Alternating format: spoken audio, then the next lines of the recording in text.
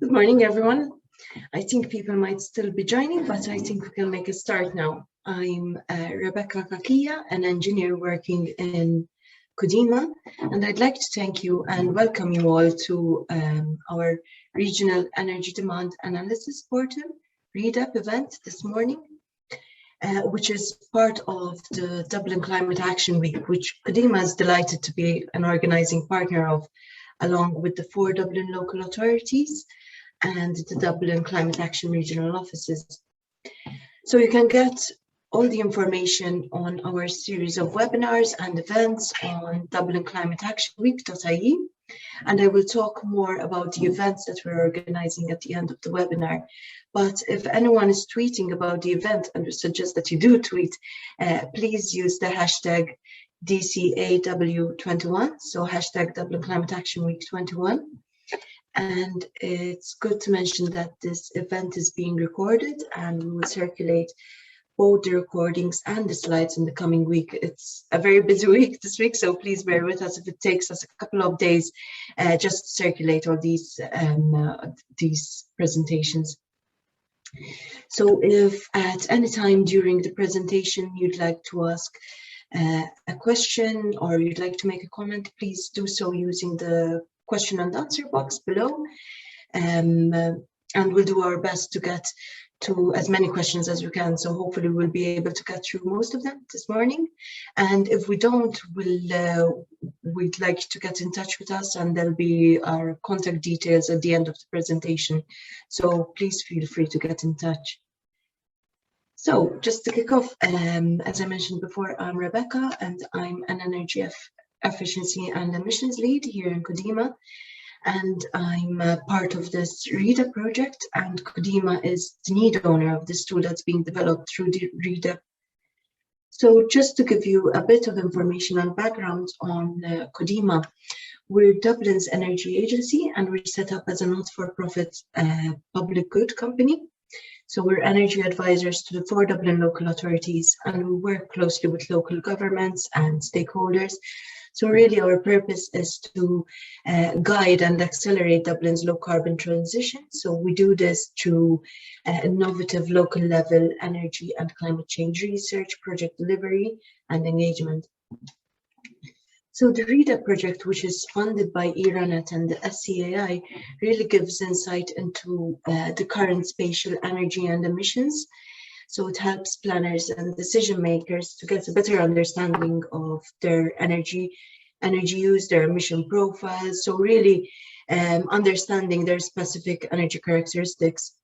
We would like to thank SCAI and the ERANET who have funded this project, and also our partners. So our partners AIT, the Austrian Institute of Technology, Chalmers University, and our Irish partners ICHAC. And today is Niall Conway from Spatial Outlook. He's the manager and owner of the REDAP project. So Niall has a background in GIS software development and urban planning, and his previous experience in the energy sector really involved delivering spatial data insights to decision makers in Australia. And as an SME partner in REDAP, Niall's focus is really to ensure that the research output generated by the partners is put to real world use and that it adds value to the wider industry. So that's it from me. I think, Niall, you can go ahead and start presenting, sharing your screen.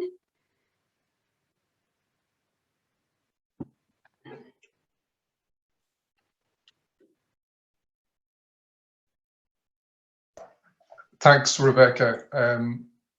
Okay, you should be able to see my screen now. Yeah, we can see your presentation as well. Sorry, just one moment. Okay. Perfect. So, yeah. Right. Rebecca, thanks very much for the introduction, and thanks to everybody for joining the presentation today. And also a big thanks to SCAI, ERANET, and the other funding agencies in Sweden and Austria. And just a shout out to the other partners as well, the Irish Centre for High-End Computing, and our partners in Gothenburg and in Austria also. So Yeah, where to start? So Rebecca introduced the REDAP tool, and just to give you some context, this project has been ongoing for the last couple of years. We started about 2 years ago, but really the kind of the groundwork into the project has been, for the last 3.5 years at least. And it really started between a conversation with Codema and a lot of the work they were doing in spatial energy demand analysis for the 4 Dublin local authorities. So they're doing some very interesting work, which I think is, showing some really good results in terms of decarbonisation in the Dublin county. So yeah, just a quick run through what the agenda of this presentation really is about. It's about introducing the project, the background, the context, really the need for REDAP, why it's a project in the first place, and also why it's a transnational project, a European project involving different partners, need owners and funders. And just briefly on that, it's really because all of these regions across Europe are experiencing the very same problems, challenges when it comes to decarbonisation, and just the whole where to start and how to justify the complex process that's involved. Then we'll just look at some how REDAP aligns with policy changes happening here in Ireland. And then just to get into what are the regional energy demand insights and the types of data insights that we're trying to deliver and replicate elsewhere beyond the Dublin region. And then I'm just going to introduce, to tell you a bit about the methodology, the scientific kind of approach that we've taken. The partners have really gone into depth in terms of looking at the best available data, how we can deliver something that's of value. And then just a brief demonstration on the tool itself, and some of the functionality. It's still, we're at an advanced stage, but we still have some more work to do, but just really give you a glimpse of what we hope it will look like. And then just looking ahead, where will we be in 2030, and how we hope data insights might be able to inform future planning and sustainable strategy that really considers all of the different elements involved. So so the REDAP, first of all, it stands for Regional Energy Demand Analysis Portal. Basically it's a way of organizing regional energy demand information and making it accessible to users and useful to stakeholders. The images that I've included, obviously, of Dublin on the right, and then you have Rebecca mentioned just where I'm coming from personally in terms of the energy experience was working in the oil and gas industry in Australia, and what I was doing there was making maps of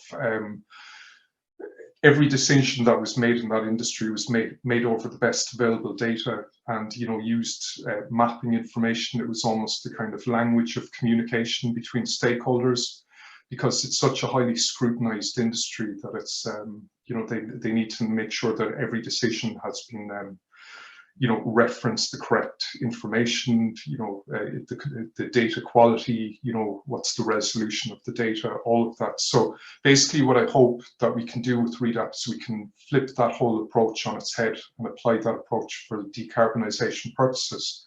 So that's what I mean by, prospecting for decarbonisation opportunities, whereas some industries would look for, natural resources, fossil fuels.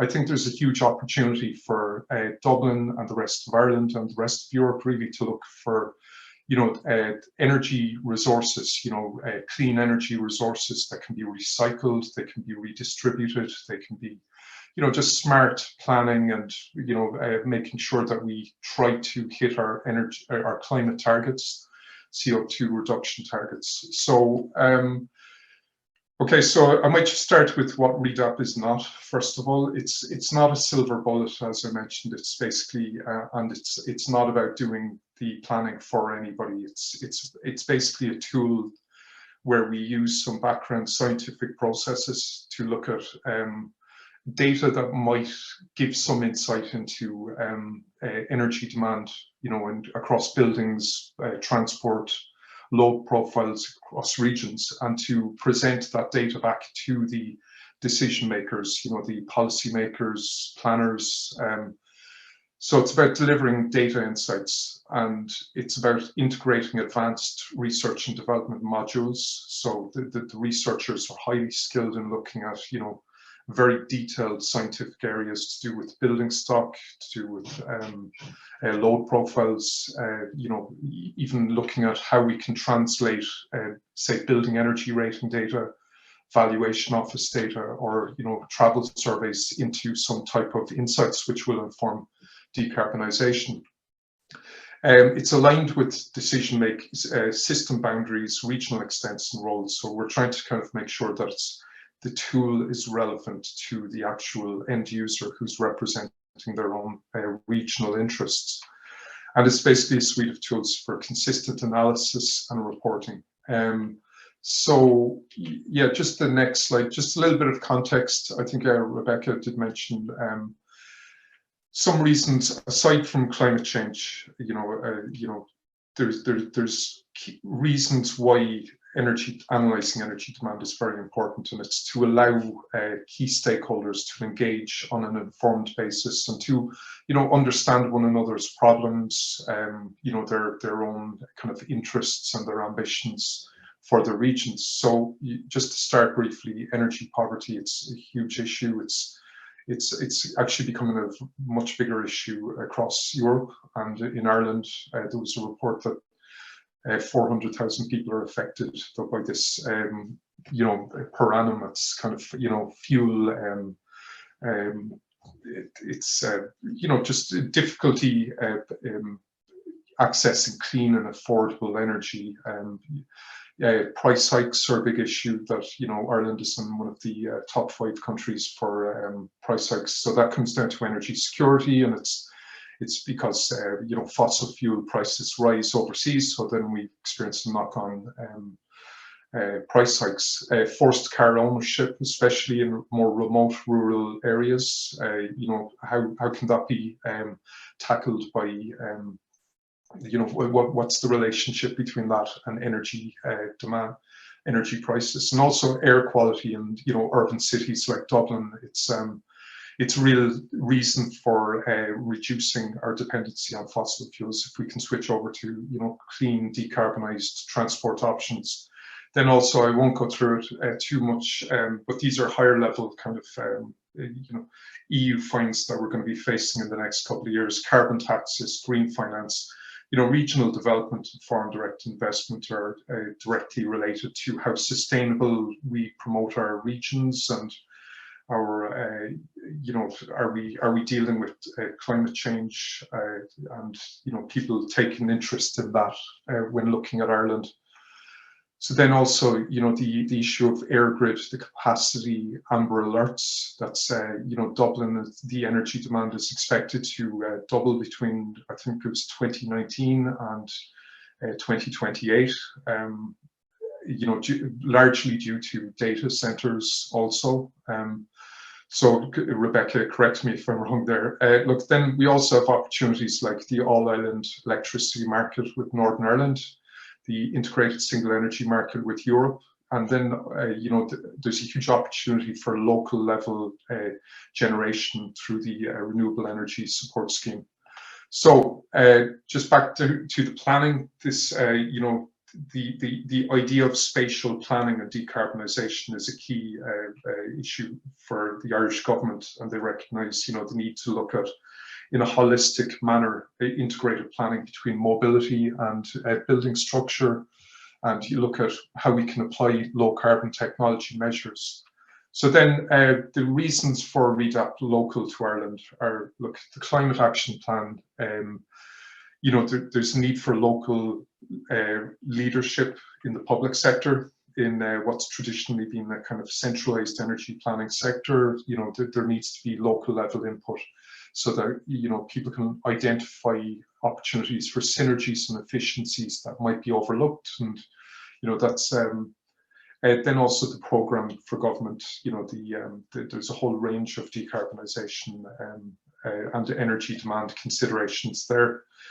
Local government empowerment and community engagement, and then strong governance, robust and evidence-led policy at all levels. And as I said, you know, these are similar issues across Europe as well, and that's the reason for the REDAP. I'm just going to touch briefly on the idea of oil and gas, but I'm going to apply this to data specifically, which is what we're doing with REDAP. It's about sourcing good data. It's about connecting it. It's about refining the data and extracting the quality, and then supplying it to the right people and storing the data. So I see a direct kind of similarity in terms of the energy kind of value chain, and So some key ideas just before I get into the kind of the bones on REDAP is, so the key ideas is, look, I like to think it's kind of, oil and gas like approach to digitalization and decarbonisation. And what I mean by that is, in that industry, they use information very well to make the best decisions. And so then just local stakeholders in the future will need to represent their regional energy demand interests. They'll be able to say, look, for our area, this is the energy that we need. How can we source this in the most sustainable manner? It's about smart energy planning. It's about specific, measurable, actionable, relevant and timely decisions. And then the transition, the whole transition is a compromise between, the whole centralized energy planning level and local level action. So and the decarbonisation process should be about, least cost, least friction, that, stakeholders understand their own needs and requirements. And then it's about sitting at the table and really engaging on that. And then the energy economics. Look, economics is about supply and demand, but I think it's become much more complex with decarbonisation. You need to throw in local level generation, energy storage into the mix. And it's a challenge, but it's also an opportunity. And then it's about actionable, authoritative data is key. You need to make sure that your decisions that you made are consistent, using reliable data, that the decisions can be, the process can be replicated beyond one single region.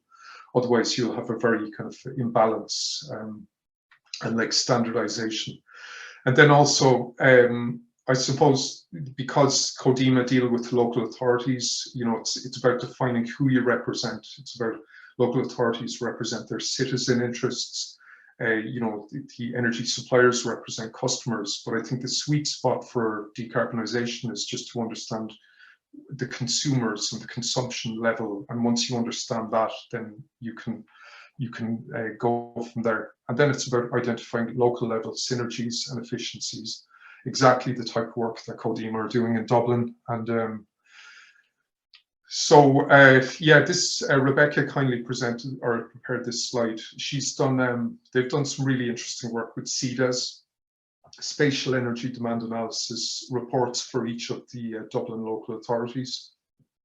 And they made use of, spatial data, bringing together a range of data sets from different sources and being able to map out the characteristics, the distribution and patterns of energy demand across each of these regions. And the breakdown in fuel types, emissions, the average energy spend, for high energy consumers across different regions, residential, commercial, industry also. And then so I think some of the key kind of achievements are really in terms of district heating potential. District heating potential isn't relevant everywhere. You can't use it in, rural Ireland, or, well, at least from my understanding, as effectively as you can use it in built-up urban areas. But it goes beyond that as well. It's about identifying building stock that might need to be targeted for, retrofit strategies or heat pumps, or and also going forward, I suppose, electrification of transport. New housing developments. apartment blocks, they'll need to really consider the electrification considerations and infrastructure rollout, which is costly, I can imagine.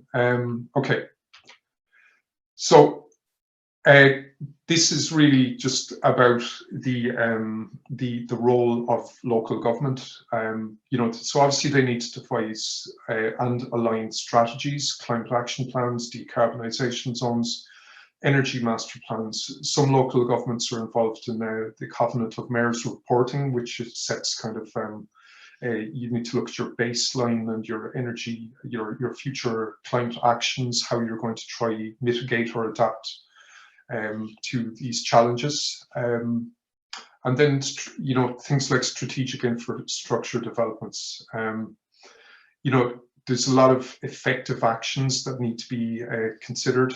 Building energy rating, near zero energy buildings, huge investment in the home retrofit plan, which will, I think it's 25% of building stock across Ireland, from the Housing for All strategy, targets for 1 million EVs on the roads by 2030, then regional development, and looking at energy bills of councils, and also understanding the industry focus is very important. They're about efficiencies, serving customers, identifying, improving performance, and and also you have the enhanced competencies and structures of local governments and CAROLs. So you'll see new divisions, new focus, programs, policy domains, guidelines.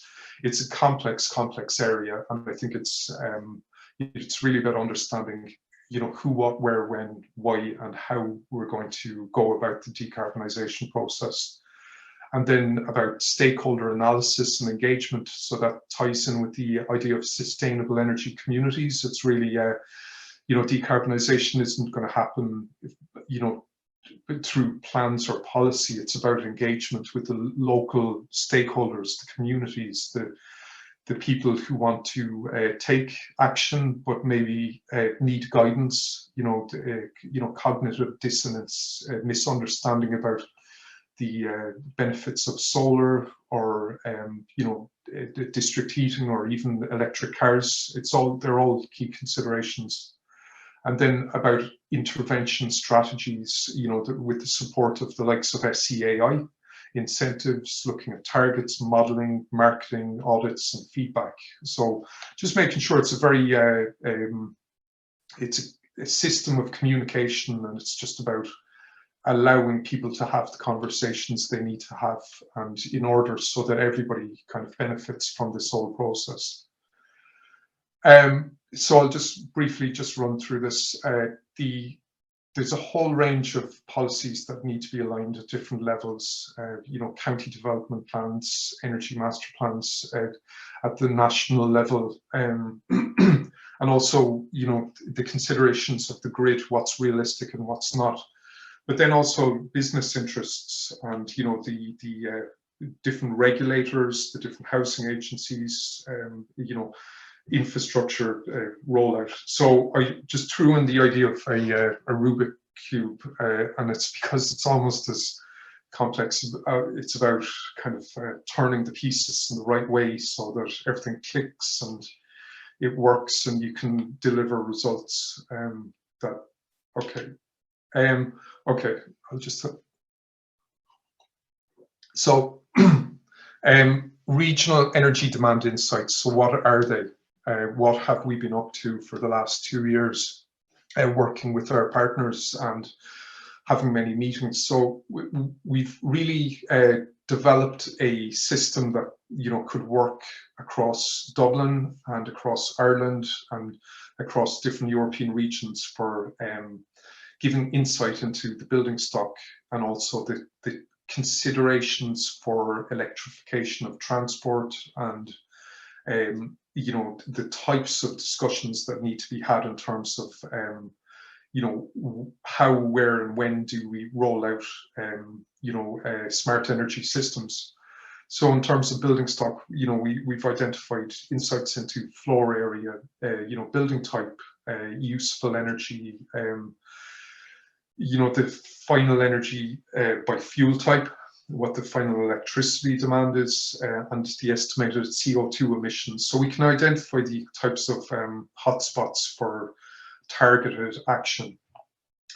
We also looked at the mobility, trying to estimate the energy demand of mobility across small areas. Also, it's more challenging. It's you need to deal with data, travel survey data. There's a lot of issues, but the Austrian partners have come up with some good results. So it's about but what they have been able to determine from the information that was provided by the Irish transport authorities was the estimations around the requirements around electrification of transport. And what I mean by that is looking at survey results from a couple of years ago and identifying what the type of load profile is, the demand on the grid network system for electric vehicles, and then a model where we can update those types of estimations based on changes in uptake in EV cars, and for all of these different scenarios, based on the uptake, how we can kind of look at issues such as the number of EVs in a municipality, what the energy demand will be, the average distance average daily distance traveled, and so that's really about allowing regional stakeholders to sit down with more centralized energy planning decision makers and saying, well, what's realistic? Here's our kind of estimation of what the charging station placement will be across our county, and really let's discuss how can we engage the right people. It might be sustainable energy communities, local authorities, business groups, whatever it is. So okay, so I'll be showing the tool shortly. So basically, I suppose what I wanted to say is, like, the REDAP tool is really about delivering data insights to inform subsequent techno-economic analysis, the types of detailed, really looking at the stats, looking at the budgets, what's with the cost benefit analysis. And it's about presenting the right data back in the right manner. REDAP is essentially, I suppose, a climate service. That's going to be a big term used in the future. Everything is going to be a climate service, and it's going to be about helping people to take effective climate action, and the provision of climate information or energy demand information to assist decision making. So this map that you see, it's basically a map. A picture paints 1,000 words, a map paints about 10,000 and it's about almost like a dashboard combined into types of mapping output. And what we hope is in future years that the REDAP data insights might be able to plug into the types of reports that people need. So it'll be kind of customized reporting to inform strategies, energy master plans, whatever it is. And definitely the intention is to continue working with local authorities, energy agencies, and to kind of harness the benefits of research and development that's available, so that you can actually put it to real world use, and you can this is just okay. So prospecting for decarbonisation opportunities. If I was to look at Ireland, I'd be looking at the data that's available in terms of sustainable energy communities. There's currently 400 of them, and the coming years there's going to be I think I heard there's going to be 1,500 of them in the future. So that's going to be a very important network for engaging in the decarbonisation process. Codema have been involved in some, you know, and it was informed by their work on this CEDA reports in terms of helping deliver the, you know, the district heating system in Tala for the data center. And it's basically putting a lot of waste energy to use, and a lot of that waste energy is actually, my understanding is that it's made available by larger corporates that can be used for district heating purposes or whatever, to provide heat to, in Tala it's going to be between 3,000 and 5,000 residential units, and it's basically about being able to redistribute this waste energy using the best available data. And then I think, you know, when you look at the air grid map of, you know, where the areas of increasing demand are in red, you know, the interconnection, you know, and then you look at the kind of whole network. I think there's something there for local stakeholders to look at, I think. Then you have the Caro offices, who will be very much involved in this whole process, and also the, you know, I threw this in, IDA companies around Ireland. You know, can you identify the patterns of, you know, foreign direct investment in regions, and those who are involved in current kind of, you know, monitoring and reporting of their climate action, such as the Covenant of Mayors. I don't know is there a relationship, but I think definitely in the future, you know, that type of inward investment will rely on stakeholders being able to, you know, present, you know, their kind of sustainability indicators in a transparent manner. And then also just looking at, you know, the inset on the breakdown of energy demand across cities like Dublin city centre. Okay, so yeah, I think I just wanted to put in a couple of examples of this is an incredible example that was used in Sligo, and it was basically the community regeneration plan is centered around, you know, allowing community carbon savings to trade on the ETS, and the income from that was assigned to match funding to requirements for, say, community centres. So it's, you know, they installed these air quality monitors, and, you know, they were able to improve the quality of the building stock, and, you know, that's the benefits for the community. So I'm just conscious of time. I'd like a Q&A afterwards if anybody has questions. So then also examples of regional mobility. You know, there's so many options out there that local governments will need to look at in terms of, you know, on-street charging, public transport decarbonisation, you know, looking at alternative fuels less, you know, if they don't choose, you know, if certain, you know, fuel types aren't viable, then, you know, they're looking at all the best kind of options available. And then looking at, you know, future kind of networks for public transport to ensure they're aligned with future housing requirements and development costs.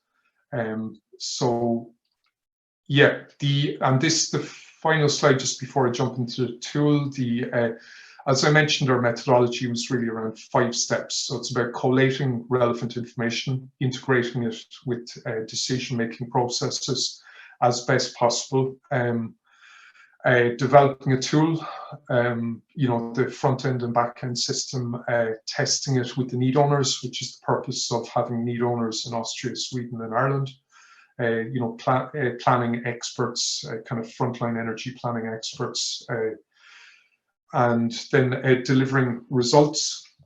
So the building stock methodology was really about looking at, you know, real in-depth information in terms of the structure, characteristics, energy demand use.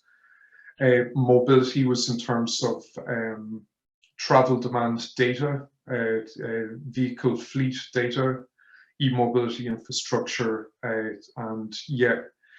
Then in terms of the software development was about really developing type of tool which would allow for quality reporting output, a generation of reports, maps, analyzing the data on your screen, and analyzing the data in terms of the different themes, thematic views. So like, am I looking at floor area? Am I looking at load profiles? Am I looking at whatever, heating costs or whatever it is? And then hopefully going forward that we'll be able to input survey data.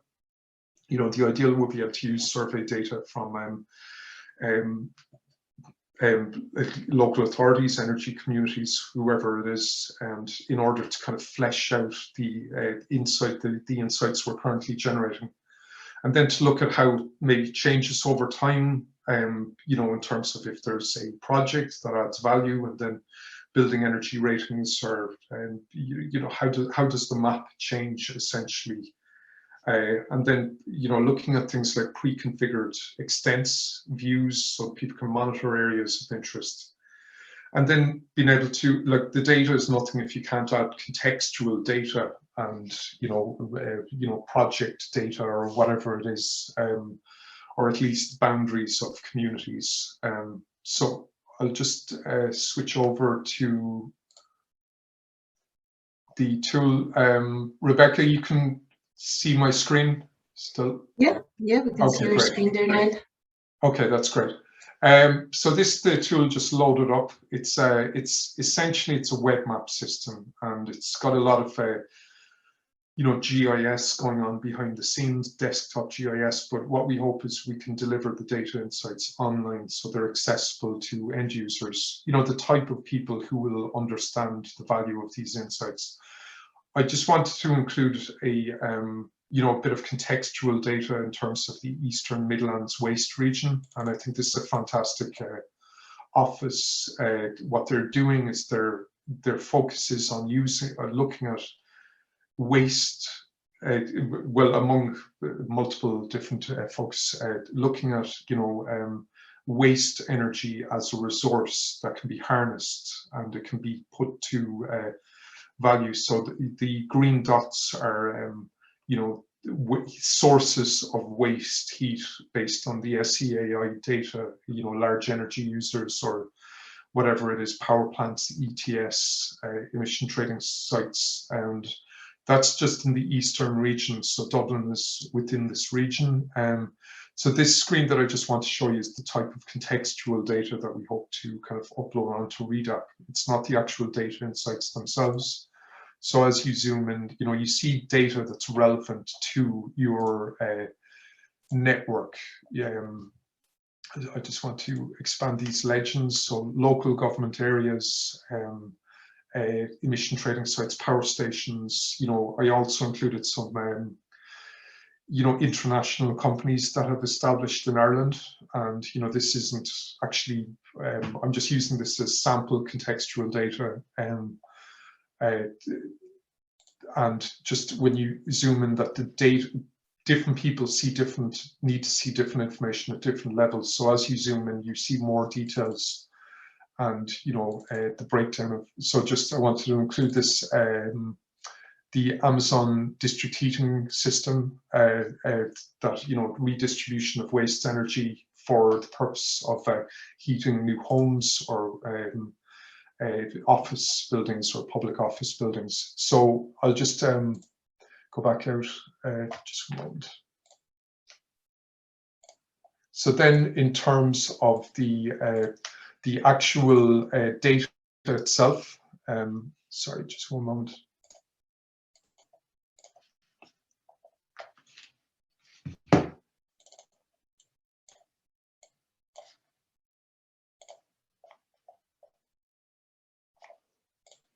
So this is the types of energy densities at the kind of county level, and you're looking at the high level, the energy consumers. So as you zoom in, basically what you get is you get more granular breakdown of energy demand. It switches over to more details. You can look at, I'm just conscious of the time, sorry, so I'm going to be rushing. You can look at, you know, details on different characteristics of the energy demand, the breakdown, all of these types of details. And then you can, so you can analyze, you can also, if I was just to, zoom out, you can look at the energy demand, you know, the breakdown, the load profiles, these types of information, the breakdown between residential, non-residential breakdown. You can do different types of queries just for, you know, identifying different areas that might be suitable for different projects. We also have just different themes on floor area, and I'm just going to show you this very quickly. So you could do different kind of queries where you say, I want to compare one area against another, and I'd like a breakdown of, you know, the combined floor area. And then to be able to generate reports, this is, I'm just going to show you quickly, it's just about being able to print a report. You fill out details that are relevant to the type of map you're generating. I just need to open something else up. Sorry.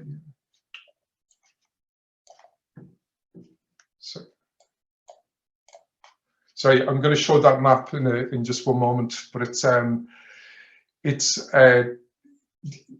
types of reports that you can generate and you can input into different reports, and then also to be able to input survey data.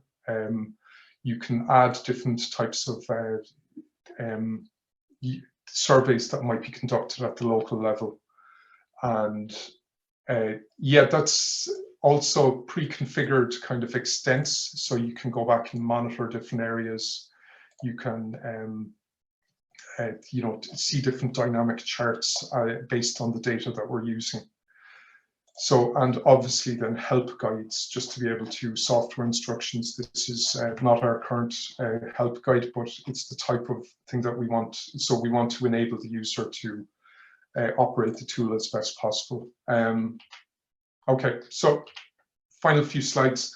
It's about really joined up principles of purpose, trustworthiness, that it functions effectively, and then, you know, looking at a kind of data model for kind of engaging with, you know, need owners, end users, and then, you know, needs analysis, training and support, customization, deployment. And then look, going forward, I think the drivers of change are going to be quite different. You know, they're going to be, you know, remote working hubs, data centers, all of these different considerations when it comes to understanding energy demand and decarbonisation options. And what we hope is to really develop the type of support and training for end users so that they know how they're using the data, how they're working with it, and what they can do with it, you know, to take effective climate action.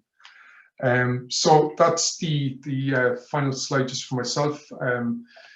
It's really, as I mentioned, it's about, you know, representing citizens' interests, you know, working with industry, and, you know, looking at consumption as a kind of the key point for decarbonisation. So, okay.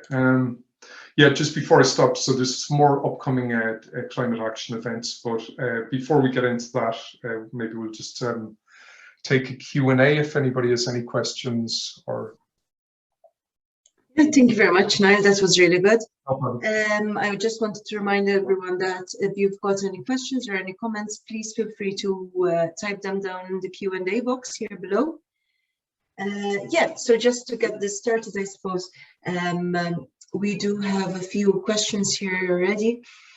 I see that, yeah, so really one of the questions is asking, how can we use REDAP to help improve decision making?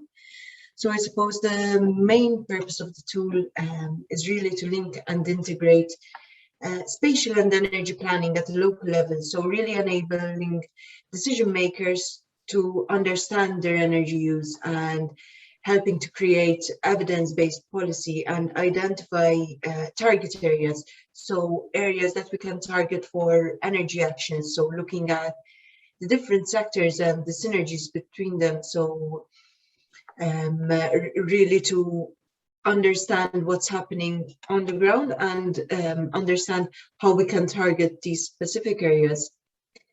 Yeah, then I suppose something that we can touch upon as well is the data sources that we've used for Ireland. So, for example, for the building sector, we've made use of local data sets. So we've made use of information that's coming from the Central Statistics Office, so the likes of census for household numbers.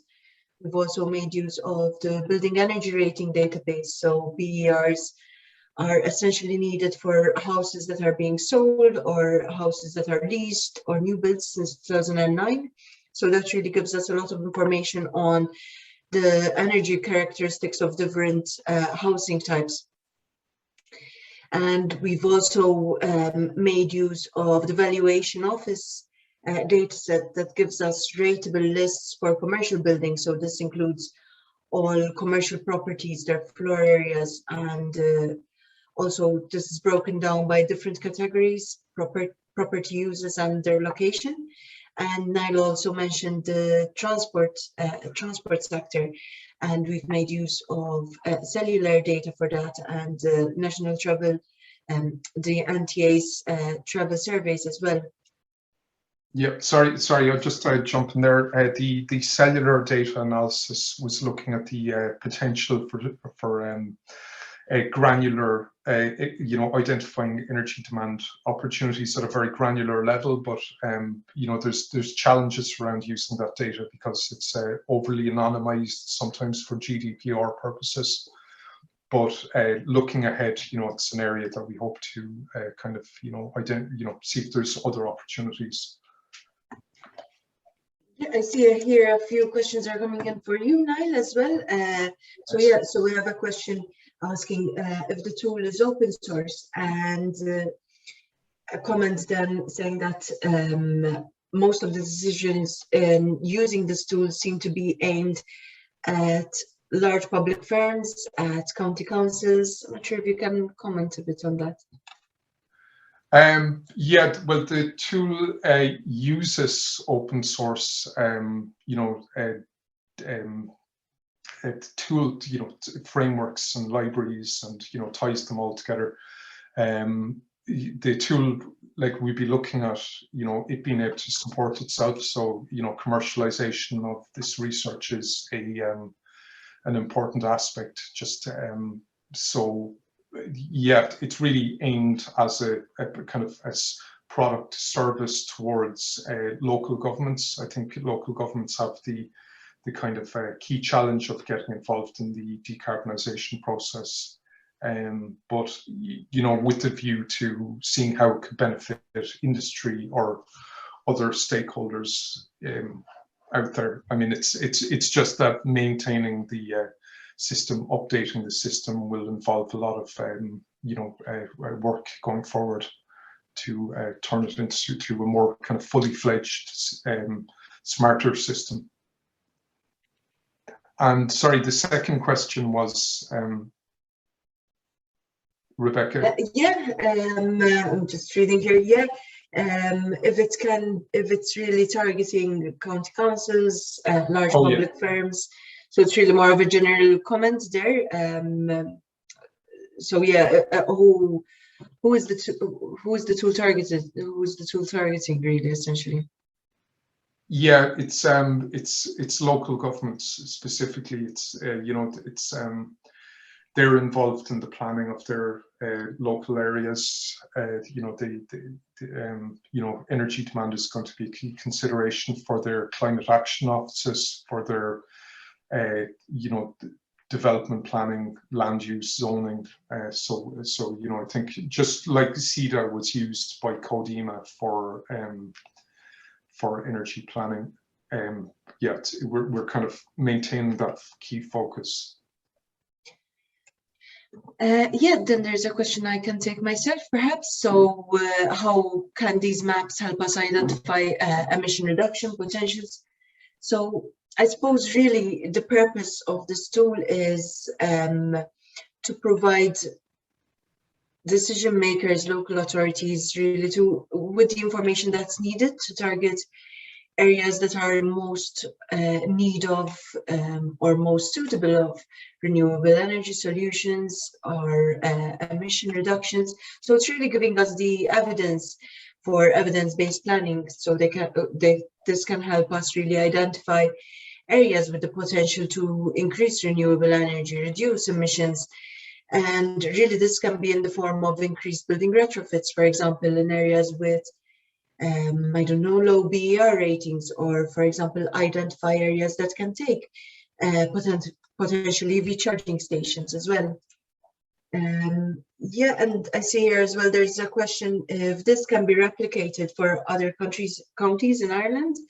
Niall, not sure if you can take that. Yeah, replicability was the key focus when we started this project. So it is possible to generate the same insights for other counties. And what we hope is that, you know, by having those consistent type of data insights, that, you know, everybody will be on the same kind of wavelength or, you know, able to discuss decarbonisation options, learn from other counties, share relevant data, you know, monitor the types of changes that will be happening. So yes, replicability is very possible. Perfect. And the last couple of questions here. One of the questions asks if stakeholders can add their own data and if it's suitable for both long-term and short-term studies as well. Yeah, that's I just mentioned the idea of being able to input data, and you know, that's definitely an option, and I think it could be a very exciting option. And going forward, I think by being able to use baseline authoritative data sets that come from public sources and being able to augment those data sets with you know, user input, that would be very interesting. It's something that I'm very interested in looking at. The only thing is that, you know, when you go down that road, you need to make sure there's very clear guidelines for you know, using external data, how it's being kind of analysed. You know, basically, is it good data? Can we use it? What are the type of disclaimers that we put on the data? You know, do we make people aware of what's the resolution of the data? You know, when was it collected, by whom? That type of yeah, I think there's big opportunities for that, because that's like, it's the term citizen science comes to mind, but I know that data could possibly come from other sources as well, maybe industry or more formal networks. Yeah, I think we've covered most of the questions here. Yeah, so. Okay, actually, if it's okay, I just wanted to share my screen just once more. There was it was just to show the output of. Perfect. Just one moment. Okay, so.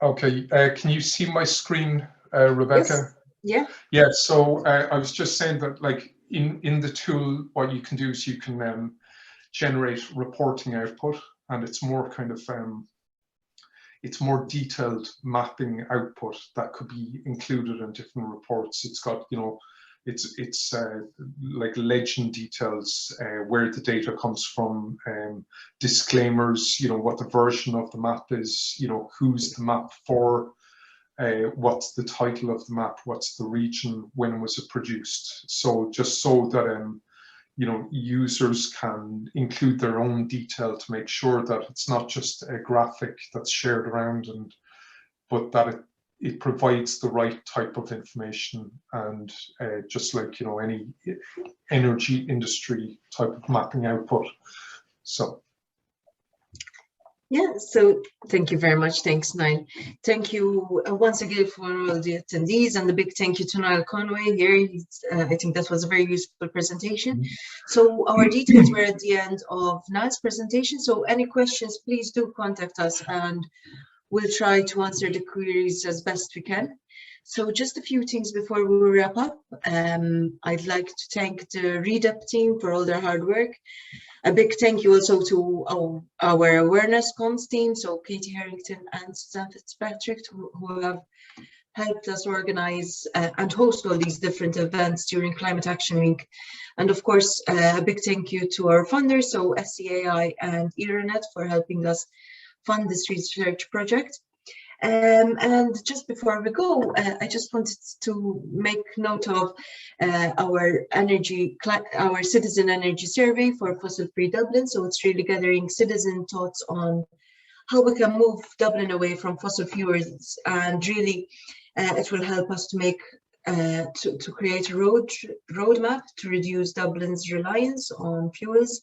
So please feel free to share this survey, and it will be good to get a range of different opinions and public insights on this. So all this information is on dublinclimateactionweek.ie, and a few events that Codema is involved in that I'd like to bring to your attention. So this afternoon we have a general district heating information event. So it's transforming Dublin with low carbon heat, and it's really looking at district heating and what low carbon heating looks like in cities which have 90% of their buildings that are connected to district heating.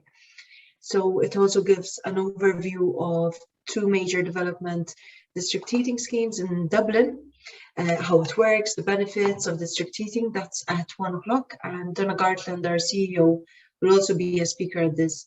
Then Thursday at 1, we have Save Energy at Home, so really looking at energy tips for residents at home. So that's Thursday at 1.